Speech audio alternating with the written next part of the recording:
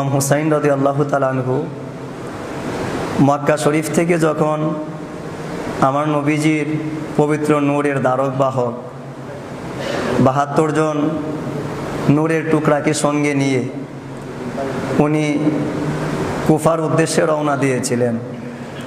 প্রতিমধ্যে রাস্তায় একটা খ্রিস্টান ফ্যামিলির সঙ্গে পরিবারের সঙ্গে ওনার সাক্ষাৎ হলো।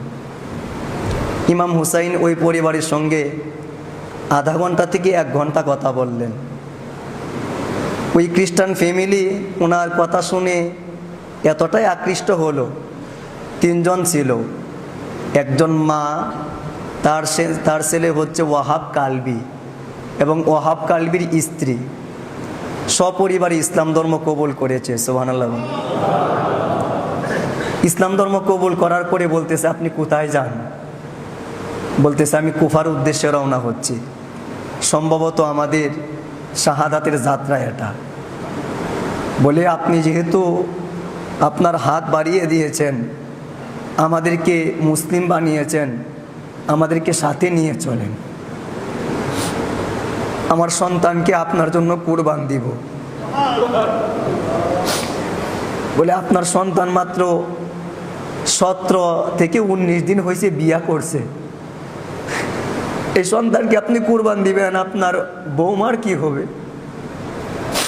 বলে, না, আপনি আমার সন্তানকেও নিয়ে যান, আমার সন্তান যদি আপনার পক্ষে শহীদ হয় এটাই আমার সর্বোচ্চ সৌভাগ্য। সন্তানকে ডাক দিছেন, ওয়াহাব কালবি, তোমার আম্মা তো বলতেছে আমার সঙ্গে যাওয়ার জন্য, তুমি কি রাজি? বলে, 100 বার রাজি। বলে, তুমি রাজি, কিন্তু তোমার বউ তো মাত্র 17 দিন হয়েছে বিয়ে করছো, যাও বিদায় নিয়ে আসো। গেছেন যে আমাকে হুসাইনের সাথে যেতে দাও,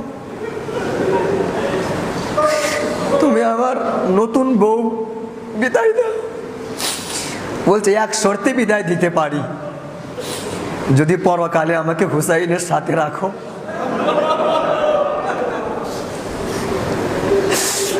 কথা দিলাম। ওয়াহাব কালবি হুজুর পাক খ্রিস্টান থেকে মুসলমান রাস্তার মধ্যে বীর বিক্রমী যুদ্ধ করে শাহাদাতের পেয়ালা পান করলেন। ওনার দেহ থেকে কল্লা বিচ্ছিন্ন করে মায়ের কাছে ফেরত দেওয়া হলো। এই ওয়াহাব কালবির মা, দেখ তোর সন্তানের কি অবস্থা। ওয়াহাব কালবির আম্মা যান কল্লাটা হাতের মধ্যে নিয়ে আবার এজিদ বাহিনীর দিকে ডেল মেরেছে।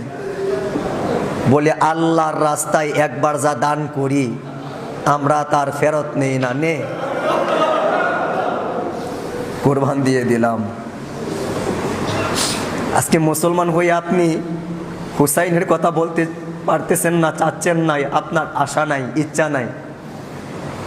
এখান থেকে ইরান বেশি দূরে নয়, ওই যে ভারতের পাশেই যখন খবর ছড়িয়ে গেছে হুসাইন বের হয়েছে, এক হিন্দু পরিবার বের হয়ে গেছে হুসাইনকে সাহায্য করার জন্য। বর্তমানে তারা ভারতে হুসাইনি ব্রাহ্মণ নামে পরিচিত, কিন্তু হিন্দু পরিবার গিয়ে দেখে যে কারবালা হয়ে গেছে, হুসাইন আর পৃথিবীতে নাই। ওই কারবালার মাটিগুলা হাতে নিয়ে শপথ করেছে যে হুসাইনের হত্যাকারীকে আমি হত্যা না করে পৃথিবীতে আমি বাঁচতে চাই না। এজিদ বাহিনীর সঙ্গে যুদ্ধও লেগে গেছে, কিন্তু 7 জন তারা, সে একজন, তার ছেলে 7টা, এই 7 জনে অসম যুদ্ধে শাহাদাত বরণ করেছে তারা।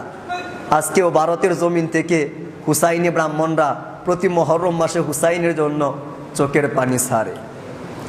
এবার আসেন কারবালার ময়দানে কুরবানির কথা একটু শুনেন। 10 মুহররম ইমাম হুসাইনের জন্য অনেকেই জীবন দিলেন। ওনার পরিবার থেকে আলী আকবর হুজুর পাক আসলেন, আব্বাজান আমাকে হুকুম দেন, আমি যাই। বলে, বাবা কেমনে বিদায় দেই তোমাকে? সাহাবীরা যখন নবীকে দেখার স্বাদ জাগতো তোমাকে দেখে মনের স্বাদ মিটাইতো, তোমার চেহারাটা ছিল রাসূলুল্লাহর মতো, তোমাকে আমি কেমনে বিদায় দেব? বলে আব্বাজান, আমি থাকতে আপনি শহীদ হবেন এটা তো মানতে পারি না, বিদায় দেন। মৌলা হুসাইন পাক বিদায় দিলেন, আম্মাজানের কদম বুসি করে উনি চলে গেলেন। একটু পরে ইমাম হুসাইন পিছনে পিছনে আবার গেছে, বলে আব্বাজান আপনি না একটু আগে আমাকে বিদায় দিছিলেন, আবার আসলেন কেন? বলে আলী আকবর রে, তোমার যদি আলী আকবরের মতো একটা সন্তান থাকতো তাহলে বুঝতা আলী আকবরকে কখনো বিদায় দেওয়া যায় না। বীর বিক্রমে যুদ্ধ করে উনি আবার ফেরত আসলেন বাবার কাছে। বাবা, অনেককেই কতল করেছি, এক ফোঁটা পানি হবে, এক ফোঁটা পানি দেন আমাকে। উনি পাত্রগুলা জাগিয়ে দিচ্ছেন, এক ফোঁটা পানি বের হয় কিনা। বলে বাবা পানি নাই। আলী আসগর 6 মাসের শিশু বাচ্চা পানি পাইতেছে না। বলে বাবা একটা উপায় আছে। কি উপায়? বলে আমার জিহ্বার মধ্যে তোমার জিহ্বাটা ঢুকাও। আলী আকবর হুজুর পাক ইমাম হুসাইনের জিহ্বার মধ্যে জিহ্বা ঢুকাইলেন, কিন্তু চোখের পানি বেড়ে গেছে। আলী আকবর হুজুরের জিহ্বা যত শুকনা, এর চাইতে দ্বিগুণ শুকনা আমার হুসাইনের জিহ্বা। আলী আকবর হুজুর পাক শাহাদাতের পেয়ালা পান করলেন। শাহাদাতের পেয়ালা পান করার পরে এবার উনি শিবিরের মধ্যে ফেরত আসলেন। শহরবানু আম্মাজান বলতেছেন যে হুসাইন 6 মাসে শিশু বাচ্চা আলী আসগর একটু নিয়ে যান না, শত্রুতা থাকলে তো আমাদের সাথে আছে, এই 6 মাসে শিশু বাচ্চার সাথে কোনো শত্রুতা নাই। আল্লাহর দোয়া একটু পানি পান করিয়ে আনেন। দিছেন।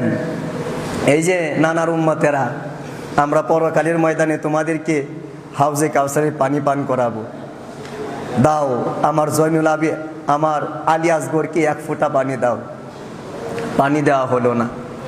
তীর নিক্ষেপ করা হলো। কোন তীর? একটা তীরের মধ্যে 3টা মুখ, এরকম তীর তাকে আঘাত করা হয়েছে। যখন গলা মোবারকের মধ্যে এসে বিঁধল, ইমাম হুসাইন উনি আলী আসগরের রক্ত হাতের মধ্যে নিয়ে উপরে ছাড়লেন,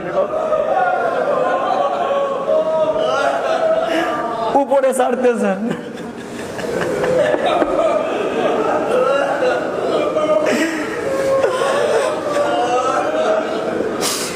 বলে আল্লাহ, ইব্রাহিম কুরবান দিছিল ইসমাইলকে, আমারও একটা ইসমাইল ছিল এই আলী আসগর, আজকে কোরবান দিলাম।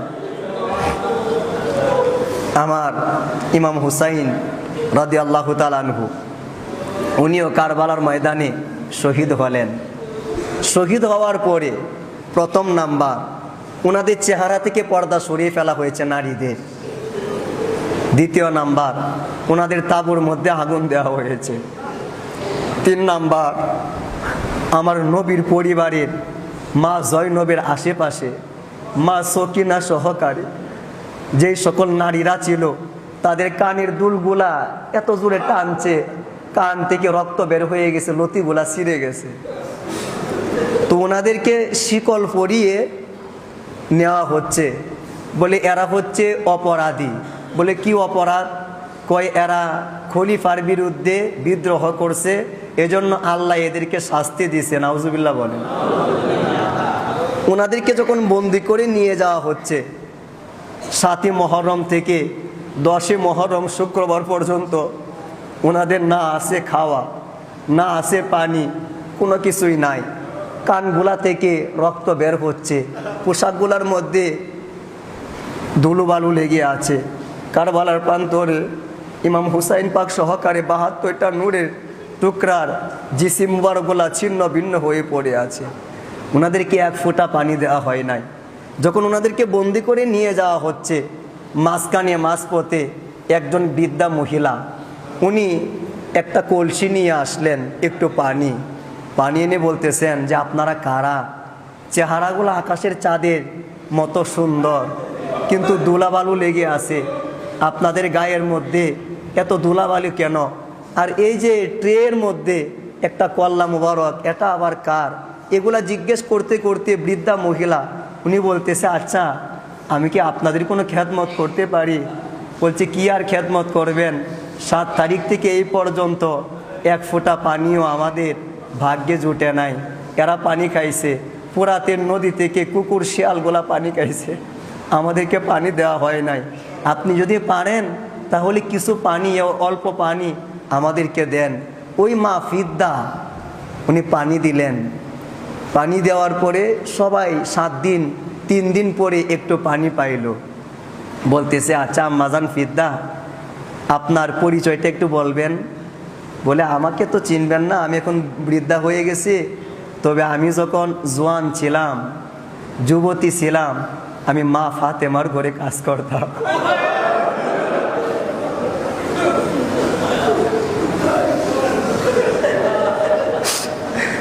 মা ফাতেমা আমাকে কোরআন শেখাইছে। আমি সেই ফিদ্দা, একটা না 20টা বছর আমি কোরআন দিয়ে শুধু মানুষের সাথে কথা বলছি।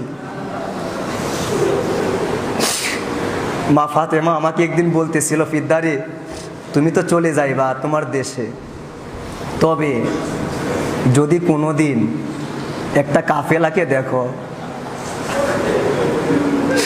তাদের পায়ের মধ্যে জিঞ্জির পরিয়ে নেওয়া হচ্ছে, পারলে তুমি একটু পানি পান করাইও।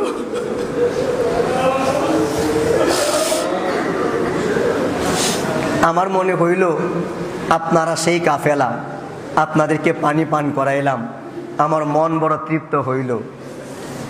বলতেছে, আম্মাজান আপনি আমাদেরকে পানি পান করাইছেন, আচ্ছা আপনার জন্য আমি কি দোয়া করতে পারি? মা জয়নব বলতেছেন, কি দোয়া করতে পারি?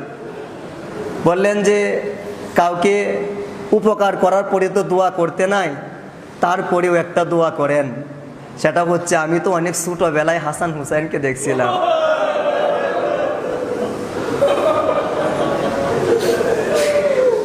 অনেক আগে জয়নবকে দেখছিলাম, অনেকদিন হয়ে গেছে মদিনায় যাই না, আপনি শুধু এতটুকু দোয়া করেন যাতে আমি আমার এন্তেকালের আগে একদিন হুসাইনকে দেখতে, একদিন জয়নবকে দেখতে পারি। মা জয়নব চেহারাটা অন্যদিকে ফিরায় নিলেন। বলতেছেন, আম্মা জান আর দোয়া করা লাগবে না, আপনার মনের আশা কবুল হয়েছে।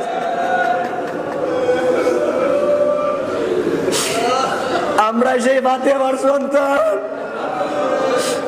আমি জয়নব, আমি ফাতেমার বড় কন্যা। বলে, আপনারা ফাতেমার সন্তান বলে হুসাইন কোথায়? বলে, এই যে দেখতেছেন একটা থালার মধ্যে একটা কল্লা বড়, একটা হুসাইনের কল্লা। আজ 50 বছর মাত্র পার হয়েছে, হুসাইনের কল্লা দেহ থেকে আলাদা করা হয়েছে। মা জয়নব এই কথা বলার পরে মা ফিদ্দা, বৃদ্ধা মানুষ, উনি উঁচু হয়ে দাঁড়িয়ে গেলেন। বলে, কে করেছে? এজিদ বাহিনী, আমাকে এজিদ বাহিনীর কাছে নিয়ে চলো। শাম এজিদ বাহিনীর দরবারে নিয়ে যাওয়া হলো। এজিদ, কি করলা? এজিদ, এই মসনদের জন্য, তোমার বাবার দেওয়া দায়িত্ব পালনের জন্য তুমি কি করলা? 50 বছর যেতে না যেতেই ইমাম হুসাইনের দেহ থেকে শির মোবারক আলাদা করে দিলা। আজ তোমার একদিন, আমার একদিন। বৃদ্ধা মানুষ, ইমান দেখেন, কালো মহিলা সোজা হয়ে দাঁড়িয়ে গেছে। এজিদ বলে, এই মেয়েটাকে হত্যা করো, এই বৃদ্ধাকে হত্যা করো। সেখানে 500 পুরুষ দাঁড়ায় গেছে। এজিদ, কি পাইছ? এই মহিলাটা আমাদের দেশের মহিলা, একে হত্যা করা হলে আমরা 500 পুরুষ তোমাকে ছাড়বো না। মা জয়নব মদিনার দিকে মুখ ফিরায় ডাক দিছে, নানা যান, একটা বৃদ্ধা মহিলাকে হত্যা করা হলে 500 পুরুষ দাঁড়ায়, কিন্তু আপনার হুসাইনকে কারবালার ময়দানে হত্যা করা হয়েছে, আপনার হুসাইনের পক্ষে কেউ দাঁড়ায় নাই। সেদিন আমার হুসাইন বলেছিলেন, তোমাদের মধ্যে কে আছো আমাকে সহযোগিতা করবা। শম্ভুগঞ্জি এনায়েতপুরি হুজুরের পাগলেরা, কিসের বিবি বাচ্চা, কিসের সম্পদ, কিসের দুনিয়া, বলেন তো আমরা মৌলা হুসাইন পাকের কদমে আসি তো? কথা বলেন, আসি তো? বলেন না লাব্বাই কিয়া হুসাইন, লাব্বাই কিয়া হুসাইন, লাব্বাই কিয়া হুসাইন।